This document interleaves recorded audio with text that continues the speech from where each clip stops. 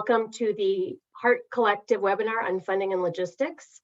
We'd like to acknowledge the traditional, ancestral, unceded territory of the Wappinger and Quinnipiac nations, now known as the Greater New Haven area, where Dana and I are joining you from. Our funding comes from the Substance Abuse and Mental Health Services Administration. The views and opinions expressed in today's listening session are those of the presenters and moderators and not SAMHSA. Microphones will be muted during the presentation at designated times. For example, during the question and answer portion of the session, you can use the raise your hand feature to request an open mic. When speaking, please be sure to eliminate background noise. You can also submit questions throughout the presentation using the chat. We're pleased to offer the option of closed captioning for this webinar. You can select this option and change transcription settings by clicking the CC Live transcript button at the bottom of your Zoom screen. Registration affirms your consent to receive an evaluation follow-up link via email and your consent to recording. If you experience any technical issues, please send a private chat to Ingrid Paget, our technical support manager for today's webinar. The Mental Health Technology Transfer Center uses person-centered, affirming, respectful, and recovery-oriented language in all of our activities. During this webinar, please ensure that whenever you are contributing to our discussion via the chat or in the question and answer section of our webinar, you also use language that is strengths-based, healing, and trauma responsive. So again, thank you for joining us for the Heart Collective webinar on logistics and funding. We're going to begin our session today by just very quickly reviewing the Heart Collective webinar series and community of practice. And then we're going to be discussing some of the policy considerations for sustainable mental health systems, and then some of the logistical considerations and funding considerations. So again, if you're new to this series, this is the Heart Collective webinar series and community of practice. The Heart Collective stands for Healthcare Workers and Educators Addressing and Reducing Trauma. It is a joint initiative with our New England MHTTC and PTTC partners, and it was convened at the request of SAMHSA and the HRSA Region 1 offices. In our previous Heart Collective meetings, we identified some of the common barriers to community health systems and schools partnering, and I won't read all of them for you today, but there are quite a few. One of the key ones that we have identified in the common barriers to collaboration has to do with how we fund mental health services within schools, and then how we manage the logistics of school mental health. And again, all of our work in the Heart Collective and here in the New England MHTTC School Mental Health Initiative is informed by our model of compassionate school mental health for youth serving systems, which relies on 4 quadrants in a whole child, whole family approach to delivering compassionate school mental health services. And those quadrants have to do with reducing the causes of trauma, supporting youth, building resiliency, and developing protective factors. This is one of a series of webinars and community of practice sessions. We have convened 2 sessions previously to this, and then our next session on the 17th will focus on some of the nuts and bolts and questions and experiences that our community of practice members have experienced when thinking about funding and logistics. And then you can see the rest of the webinars in the series, so we hope you will join us for those. In our previous Heart webinar, about a month ago, we focused on effective collaborations for school-based mental health services and presented the work of Boston Public Schools as one model of collaboration. And our guests during that session talked about how important it is to leverage community partners, focus on relationships and connection, as well as common commitments, values, and policies. and also emphasized how important it is to have both invested leadership and also flexible and evolving feedback and programmatic development. So within our session today, we're going to begin by thinking a little bit about what the policy considerations are for building sustainable mental health systems within schools. So first of all, what is school mental health policy? The main goals of school mental health policy are to improve mental health care for historically marginalized communities, to increase the use of medical homes, so those medical centers that attend to all of the aspects of children's and families' health, particularly those with chronic and complex conditions. The school mental health policy also focuses on improving the coordination of care and also improving access to school mental health services.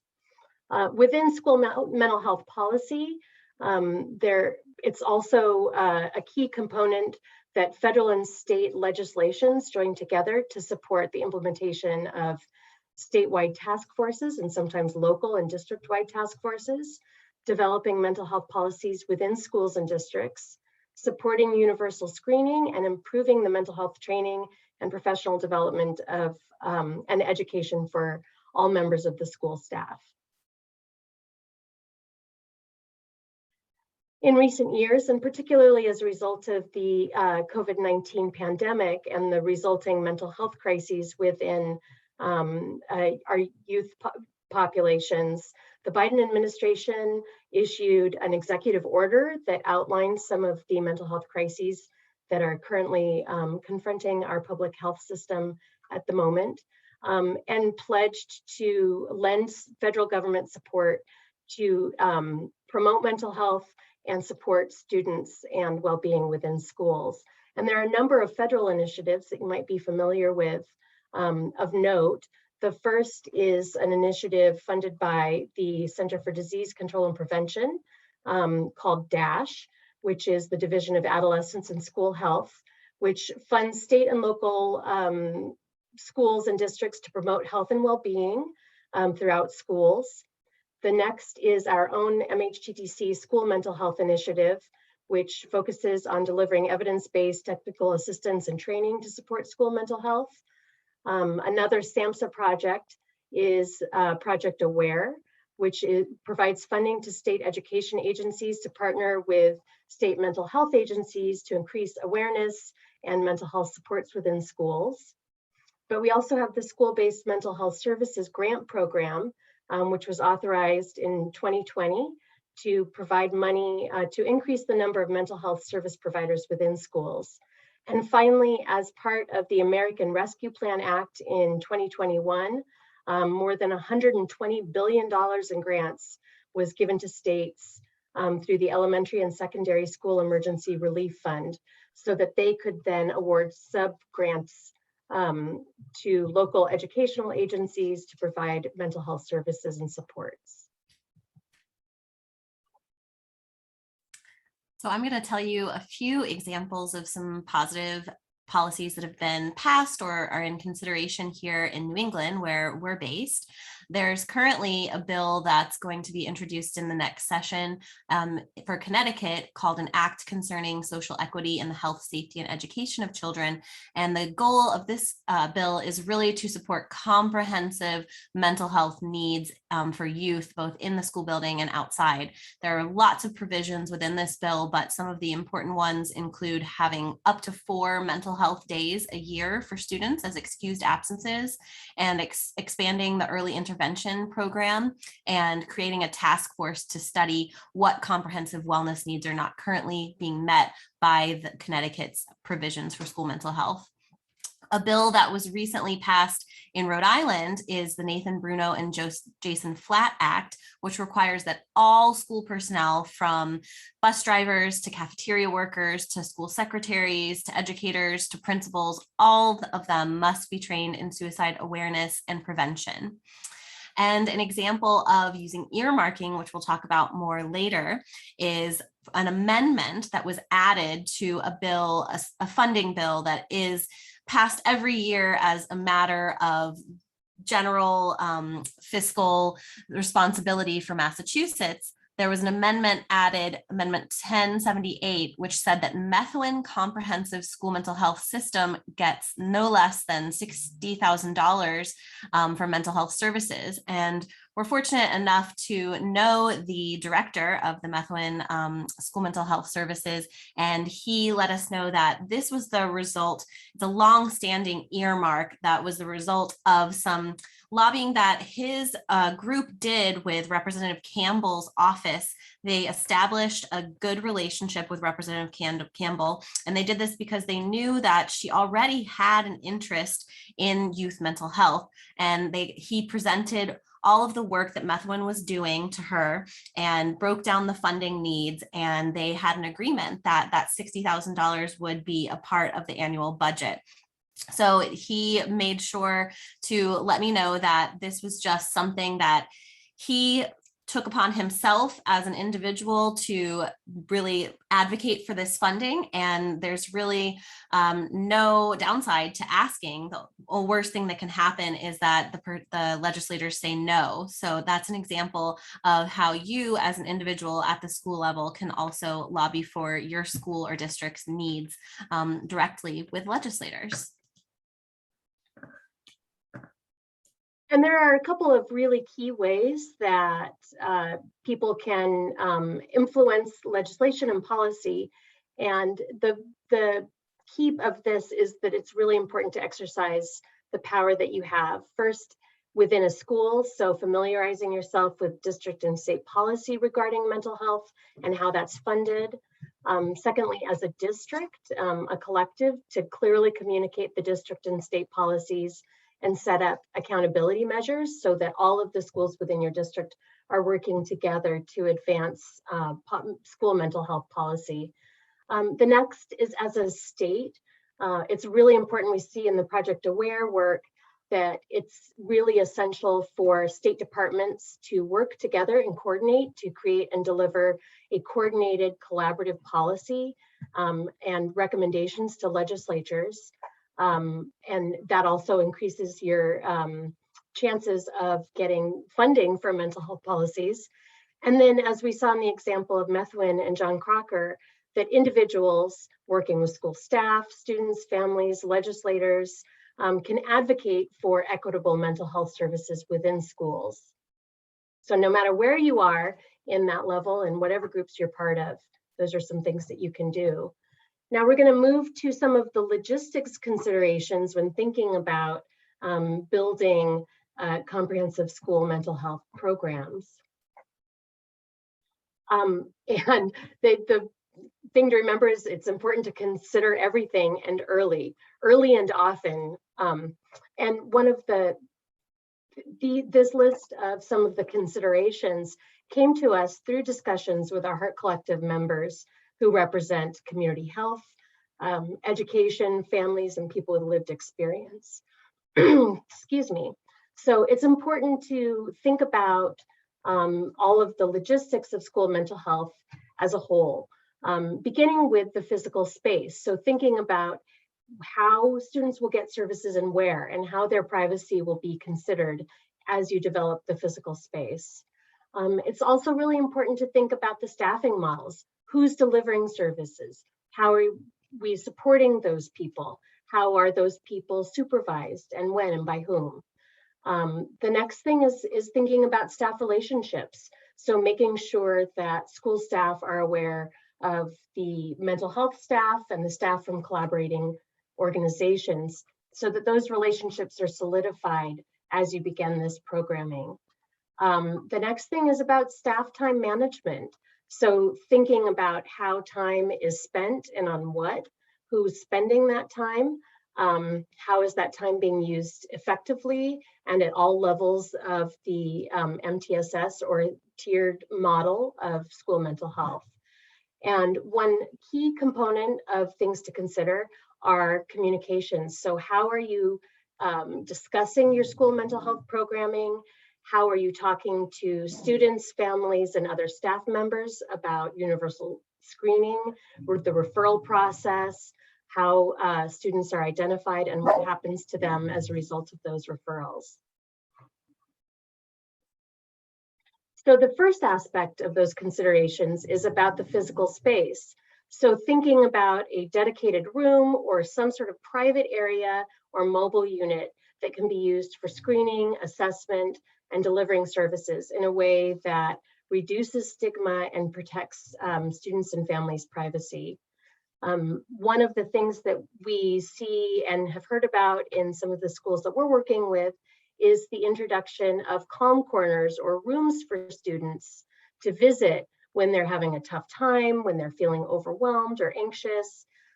It's a place where students can find some calm, can build some emotional regulation skills and practice instead of being engaged in some sort of a disciplinary action or receiving detention. We know that often the ways that kids sort of act out are really the ways that they have to communicate to us that they need some calm and some time apart.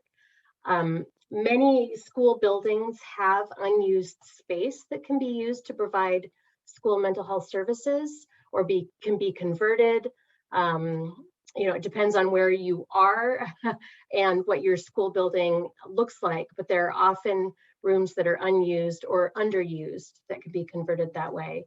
And that's really important to provide private spaces, but it's also important to think about how we provide collective and community spaces to gather the whole school community to discuss and present ideas about universal mental health literacy and wellness, whether that's in assemblies or through other sorts of programming that you might offer. That community aspect is a key component of school mental health services. But however you're thinking about your physical space, we know that it's essential to create that space with trauma in mind. So creating trauma responsive environments throughout the entire school campus so that mental health becomes ingrained into the fabric of your school community, and that school mental health programming and supports are available to all school staff and students throughout the school.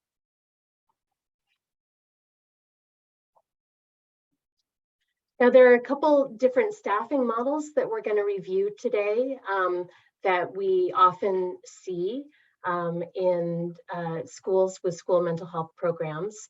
And the first one has to do with having school-based mental health professionals, which are hired through the school or district funding streams and are usually come with one of these 4 titles within schools: school psychologists, school social workers, counselors, and early interventionists. So each one of these roles handles a different aspect of school mental health, and they're all really essential to be working together to do things from conducting assessments, as in the case of school psychologists, to working with students and families in the school community to promote both universal school mental health programming, but also more individualized and group level supports. And also, it's important to consider the role of early interventionists who can provide other aspects of health support, from occupational therapy to speech therapy, or any other sorts of developmental supports that have been identified for children in need of those supports. So that was the first option for staffing, which has to do with schools hiring school-based staff.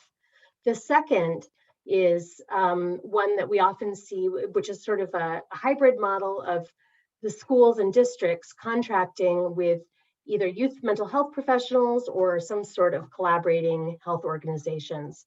So that could be mental and behavioral health agencies or community-based healthcare centers and federally qualified healthcare centers, to other youth-serving community-based organizations and programs, or working with prevention professionals who partner with states and school communities to deliver substance misuse prevention programming. And depending on where you are and what kind of services are available within your area, this is a great way to expand your school mental health workforce beyond just those staff that you're able to hire through the school directly. It really increases capacity. And the third option for staffing is a combination of the school mental health professionals and collaboration with outside organizations. And that collaboration is really what we focus on within HEART, is building those collaborations so that they are strong, truly integrated, and collaborating and coordinating care and support within individualized school communities. Another component of reaching sustainability for your comprehensive school mental health system is to make sure that especially those outside school mental health professionals, but even school-based mental health professionals, are truly a valued part of the school community. One thing when we convened our HEART committee meetings that we did hear was a big barrier was the fact that a lot of the times the staffing structure is such that one school mental health professional might have 4 or 5 schools in a district and only spend a fraction of a single day a week in that school building. So they don't have a strong relationship to staff, students, or families. So no matter how often a school mental health professional is in the school building, it's important to make them feel valued. If possible, when you're developing contracts for those outside professionals or for the school-based mental health professionals, make it a part of their job duties to attend staff meetings. It's also really key to introduce these folks to students, and it would be preferable to do that in a small group setting like homeroom rather than in an all-school assembly so that they actually have time to make a connection with that professional. We also want to try and introduce these professionals to families before there is a mental health challenge. We can really build a better relationship when we have a positive first interaction with that school mental health professional. So doing that perhaps at a parent-teacher conference night, the school mental health professional could be at the front of the school building greeting families as they come in. You could also do a little feature on that person in the school newsletter or on the school website. Because we want to set that tone of positivity, since we know that those school mental health professionals often are mandated to be in family meetings related to mental health and well-being. But even if they aren't in your district or state policies, bringing those folks in might just make more sense for continuity of care. Another thing that we can do to ensure these school mental health professionals are a valued part of the school community is to make room for them in grade level planning meetings or data evaluation meetings, because we do know that the neuroscience research shows when children are experiencing high levels of trauma or stress and mental health challenges, that their academic learning is greatly affected. So if we have an advocate in those meetings to make that connection, that can really help fill in some of the blanks. Another consideration around logistics for sustaining comprehensive school mental health systems is to ask if our school mental health professionals are using their time effectively. So I mentioned just before about some of the staffing models requiring a single person who's covering a full district to pop in and out of schools for an hour at a time. That might not be the most effective use of their time. We also always advocate for trauma-informed universal screening if it makes sense to a school or district. So before choosing that route for your school mental health professionals, it's important to ask yourself if you have enough staff time for those folks to deliver screeners and offer programming and services to address the needs that are uncovered from those screeners. We do a disservice to our students and families if we screen for things like anxiety and depression and don't offer follow-up support when we recognize those things. Individual counseling is often needed for those students, especially who are not only screened, but then assessed and found that they do need those tier 2 or tier 3 services. But we want to think about the relationship building and how much time is taken up traveling between many schools, and thinking forward when we are deciding how many school professionals to hire for our district or our school, and thinking about how we can best use their time. Support groups and peer support groups might be effective alternatives if you don't have enough professionals to meet all of those individuals that are requiring services. But again, check your district and state policies because often those individual services are mandated. Another thing to consider when we're dividing up the time of the various school mental health professionals is the universal mental health literacy and social emotional programming that we're going to deliver. When we don't have a lot of those professionals on our payroll, this might be a better use of our time than doing universal screening and individual counseling. And we'll talk more at the very end of our session, but the MHTTC network has a great mental health literacy program for educators called Classroom Wise that's free and available online. So options like that when you don't have enough professionals in your district or school can be really helpful. And finally, we want to acknowledge that staff wellness programs and efforts are really important because if our staff are under constant stress and experiencing burnout, they're not going to be able to recognize the mental health concerns of their students or address them effectively.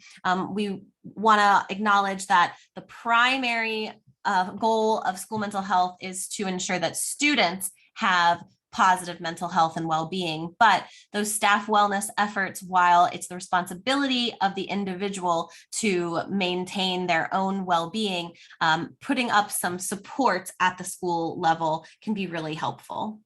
But it doesn't have to be a school mental health professional who delivers those. There might be other educators that have an interest in wellness or might even have qualifications like yoga certification or mindfulness certification where they can design and deliver that programming. Another consideration, our final logistical consideration for maintaining and sustaining our comprehensive school mental health systems are to make sure to communicate those plans to the whole school community, including staff, students, and families. So if you do decide to universally screen, you want to send literature home to staff and families and explain to students why you're universally screening, what the screeners are, when they will be conducted, and how. We also want to make sure that staff, families, and our high school, sometimes even middle school students understand the referral process when they do want individualized services or peer support groups. We've seen some good visual flow charts that school mental health professionals have created to help families and staff navigate this often complex process. It's also important when a student is identified for treatment that we clearly explain the various options to the student and their families. And it's important to involve both of them in that decision-making process as early as you can. When we do bring a new school mental health professional onto our staff, we want to make sure that families and students have their contact information and have open communication with boundaries. We don't want them being contacted at all hours of the day and night for questions that they can't really answer. But when, especially those students who are in treatment, we want to make sure that there is a way for them to communicate directly. Finally, we have to consider privacy, but we do want to loop the educators in as often as possible. And one reason is because they might be seeing some classroom improvements that are based off of some accommodations that they have made that might be helpful for the families or the school mental health professional. So now let's talk about funding considerations, which this is a very big topic, and Martha and I are learning alongside of you all. Luckily, we have some really great partners at the National Center for School Mental Health who have done an enormous amount of research and work devising some best practices. So what we're going to present today largely comes from a great guide that is linked here in the slideshow for you that has a lot more detail about this topic. But we are hearing from states and schools and districts that understanding the complex funding streams and mechanisms around school-based mental health is a huge barrier to sustaining the systems that they're trying to create. So first, let's think about all the multiple and diverse funding resources that can support this full continuum of care from tier 1 all the way to tier 3. So there are different levels of funding. We can get funding from the federal, state, and local level. There's also different types of funding, that public funding that comes from the government, or the private funding that comes from various foundations and organizations and individuals. Then we have to think about all the different systems that can get this money and work together on school mental health. So some that are recommended to work together are the departments of education, also the departments of health and human services or mental health, child and family welfare departments, and then the Justice Department. And if you all have any other ideas for different state or federal departments where you have heard some good school mental health funding come from, you could pop that in the chat for us. So thinking first about the federal funding, there are 4 main ways that schools and districts and states get federal funding. And primarily these come down at the state level and then are disseminated. The first one are block grants, and these are just allocated automatically to states based on demographics, and then states get to use their own discretion about how specifically to use that funding within a broad category. So 2 examples of that are the Title V Maternal and Child Health Block Grant, and then the Title XI Disadvantaged Youth Block Grant. And those block grants generally have an expiration date and are renewed. And depending on the success of that block grant, it might be renewed many, many times, or sunsetted and replaced with something else, or that funding ends. So that is something that you have to keep in mind of how long that funding will sustain your mental health services. And as Martha mentioned at the beginning, having a way to evaluate the success of your services can help you advocate for the renewal of those block funds. The second type of federal funding that states receive are project or discretionary grants. And these, unlike the block grants, which are automatically given, these are competitive grants. And they typically fund a specific project that lasts for a very predetermined amount of time. So one example of that is the Project Aware grant, which Martha mentioned earlier. So not all states got the Project Aware grant, but many of them did. However, they had to complete a grant proposal, and once that funding ended, when the next cycle came up, they had to reapply for that grant again. A second example of that is the Comprehensive School Safety Initiative, which was a similar project to Project Aware that came a few years before that.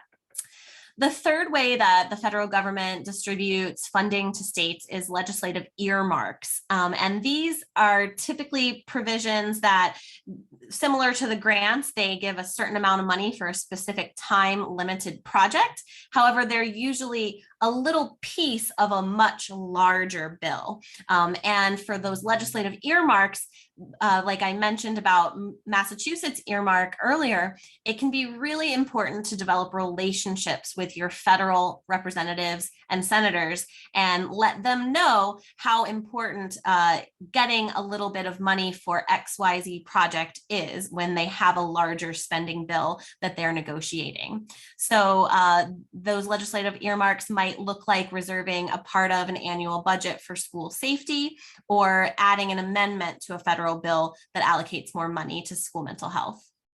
And the fourth way that the federal government gives funding to states are through direct payments in fee-for-service models. So this looks like Medicaid reimbursement at the federal level. And for that, students do have to have that clinical diagnosis that they get not just from the screener, but from the mental health assessment. We also get funding for our school-based mental health services through states. There are state taxes, and that can be legislation that is passed to leverage new taxes or to change the allocation of existing taxes so that a portion of it goes towards school mental health. So we have seen tobacco and marijuana taxes being used to fund school mental health services, casino and lottery taxes, and tag and title fees. Various states have used all of those things to designate money to go to school mental health. There are also state level grants. So like the federal grants, these are competitive and are for predetermined time period for certain projects. So one example of that is the Minnesota Department of Health and Human Services distributed $33 million to support school mental health. We also see line items in the state budget. So New York, for example, gave $500,000 to the School Mental Health Resource and Training Center in 2019. And again, that Amendment 1078 in Massachusetts. Finally, at the state level, we have the Children's Health Insurance Program, the CHIP state insurance program for low-income households that often catches some of those folks that don't quite qualify for Medicaid, but are still just at or above the federal poverty threshold for poverty. So this can be used for assessment and treatment. So unlike the federal Medicaid, which comes into play for the diagnostic treatment, we can also use this for assessment. Finally, there is the local funding. School districts can allocate a portion of their budget for school mental health. We can also form community coalitions, so various local businesses and private foundations coming together to donate a portion of their profits or raise money that goes directly to school mental health services. Principals also have a portion of their funding that is discretionary, and they can allocate that funding as they see appropriate. So they might see it being appropriate to hire a few extra school mental health professionals. Then we have parent-teacher association funding, which can also be used primarily to fund specific programs that are universal well-being and mental health programming. Finally, local foundations can also offer flexible funding that could be a one-time award, a grant, or ongoing support to local schools or district. And these foundations typically provide funds that go towards mental health prevention, mental health awareness and literacy, funding pilot projects to address mental health challenges. And one example of that is the Bainham Family Foundation, which awarded $4.1 million through the School Mental Health Initiative to expand mental health services, specifically in wards 7 and 8 in Washington, D.C. So many of these are hyper local funding streams. And again, when you get these slides, that document from the National Center for School Mental Health is linked here, and it goes into more detail about all of these things. We also want to remember that it's really important to combine all of these different funding streams, because while that block grant might be for 2 years, you could get a foundation grant that might be for 5 years, that some of that funding overlaps. We want to make sure that we try to bring public and private funding together, local, state, federal, all coming together. So here are some best practices to use all of those multiple and diverse funding resources to really not just begin those school mental health systems, but to sustain them and keep them going in the long term. So the first recommendation is to ensure that the funding aligns to the full continuum of care. So thinking back to even before the students get into pre-K or kindergarten, making sure those early intervention services are in place. And then once they get to the school building, considering all 3 tiers.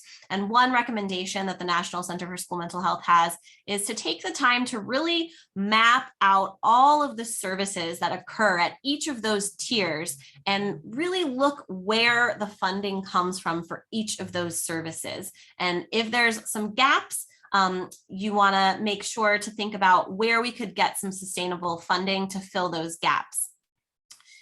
Then we can think about coordinating those different streams. And there's two different ways to think about that coordination. When we're thinking about braiding funding, that means that we're using various agencies who are coming together to pool different sets of funding and coordinate on resources.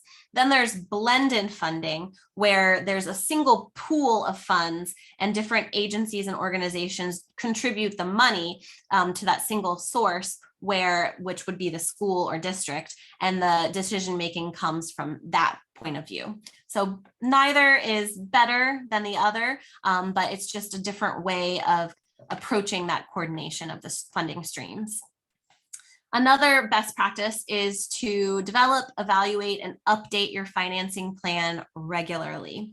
So part of that comes with making sure that we're looking at all the different agencies that are involved in our school mental health delivery and aligning those funding streams and structures so that all agencies are aware and understanding the time constraints and the need for renewal and how those services are being paid for.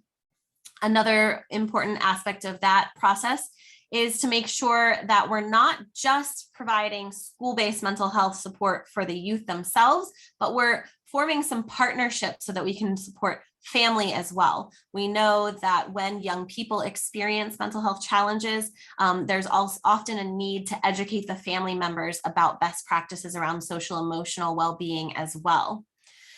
We also want to make sure that we're adding in some provisions for financing for cultural and linguistic competence. We want to make sure that we're also creating some accountability system, and that typically requires some extra funding. So writing that into our plan. Finally, important to include provisions for funding for improving workforce and the provider network, which we'll talk more about in just a second. A few more of the best practices that the National Center for School Mental Health recommends to sustain these mental health systems is to make sure that we're leveraging funding and resources to attract collaborators. Schools and districts really can't do this alone unless we're in a place where we're extremely well funded and our state and district has provided an enormous amount of funding for us to hire school mental health professionals that work in the school building. So having those collaborators can be really, really powerful, a really, really powerful step towards sustainability. And it's important as we start these collaborations that we have MOUs that really lay out clearly what kind of funding and resources are involved in our school mental health system. It's also important to regularly seek out new partners. We often see really deep commitment and passion from a certain organization or agency. And as that leadership changes and the goals of that organization shift, that partner might fade away. So it's important for us to make sure that we're trying to maintain those relationships with existing partners, but also seeking out new partnerships as often as we can.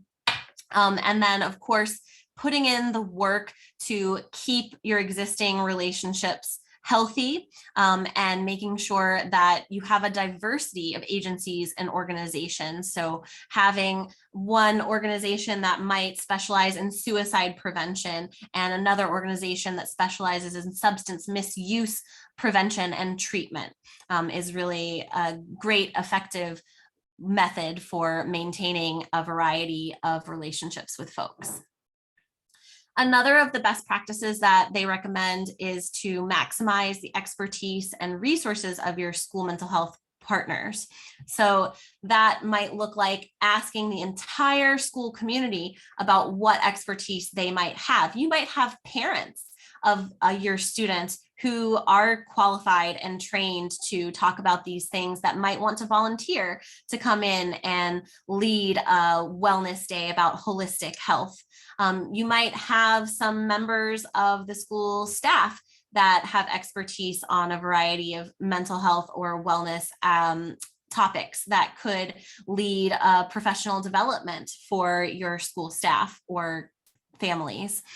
We also want to think about offering professional development from a diverse mechanism. So having some professional development both for staff and for families that is in person, also offering that online, offering it in short bursts like 15-minute training videos versus day-long workshops, because we know that we have diverse learners and they're going to connect with this material in different ways. Finally, it's important to train our school and community-based school mental health providers at the same time so that everyone's getting the same material and they're able to talk about it. So when we do have these district-wide PDs, we want to try really hard, if we do have agency or community organization-based school mental health providers, that we bring them into those trainings so that everyone is able to approach this cohesively. And the last best practice that the National Center for School Mental Health recommends is to have strategies to maintain staff and increase workforce. And as we have been talking to various states in New England, we're recognizing that this is one of the most important pieces to sustainability, because we know that right now, even before COVID-19, there were many states, especially rural areas, that were having a lot of difficulty recruiting school mental health professionals to fill open positions. And then once those school mental health professionals became a part of the staff, to stay in those positions over a long period of time. So the National Center has several ideas for how to help maintain staff and increase the workforce. First, it's providing in-person and virtual ongoing professional development. So we know that school mental health professionals are required to have a certain number of continuing education credits each year. So having the district or school provide those credits can be really helpful. And when we are designing our professional development calendar for the year, we want to ask for staff input and then provide them with a calendar that has the topics and dates so they know what's coming up. We also want to make sure to elicit feedback after each professional development session so we can know how helpful it was and what adjustments we can make for the future. It's also really important to regularly recognize and celebrate the accomplishments that these professionals are making, and also just to recognize and celebrate general life accomplishments like having a baby or buying a new house, getting to know each other on a human level as well. Another best practice is to practice open bidirectional communication. So making sure that there are opportunities for you as the leader to give feedback, but also hear feedback from those school mental health professionals. And sometimes having anonymous feedback is really important. Another way that the workforce has told us we could make the school mental health staffing more sustainable is to offer flexible work schedules. This might include job sharing. So instead of offering one full-time position, offering 2 part-time positions so that, for example, mothers who are returning to the workforce can have a lighter workload when they're on their first year back. Offering telecommuting, especially for those students who prefer telemental health, and then giving flex days on PDs so that if you do have a PD day where you're not delivering instruction, our staff can work from anywhere as long as they get their work done. Another best practice for maintaining staff and increasing the workforce is to provide some staff wellness activities. We also want to ask our staff directly how to optimize retention. Some of the ideas that they've given include annual goal setting, focus groups, and having surveys to get this information. We also want to make sure we're providing effective supervision and peer support. So asking staff to voice their ideas and their desires for leadership roles, having administrators work with staff to create goals and action plans, and making sure that if there are new positions, we're announcing them in staff newsletters and emails, and asking our staff to help us recruit. A really key component to maintaining a quality school mental health workforce is to provide incentive-based pay. There's a link here to District of Columbia Public Schools as an exemplar for that type of pay. And then finally, lobbying our decision makers to ensure fair salaries and opportunities for growth is really important. So I know that was a lot of information and we only have a couple of minutes for questions and answers, but the good news is that we have another session at the end of this month on the 17th where you can come and ask all the questions you want for almost the full hour. But if anyone has any questions, you could pop that in the chat or raise your hand.